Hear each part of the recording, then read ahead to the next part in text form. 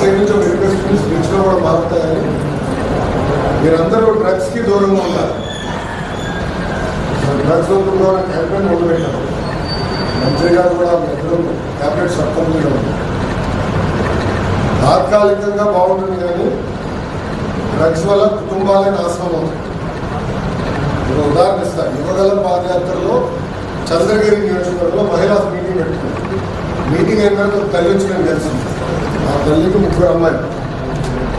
పెద్ద పాపని గంజాయికి బాధ్యత చేసి శారీరకంగా 30 రోజులు వాడుతున్నారు. డ్రగ్ పెట్టేసి 30 రోజులు బాగుంది. ఆ మరోసారి వచ్చి అడిగింది, మా పాపని సిఎంసి వెల్లూరు పంపిస్తాను, ఇక్కడ డీరెక్షన్ సెంటర్ని సహాయం చేయండి. మాట సహాయం పడుతుంది.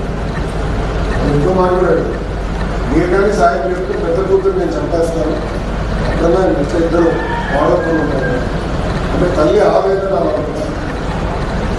అందుకే మేము కూడా ప్రభుత్వ పరంగా ఉద్యోగంగా తీసుకుని ఫలితాలు రావాల్సిన అవసరం ఉంది. అది సీరియస్గా తీసుకుంటున్నాం.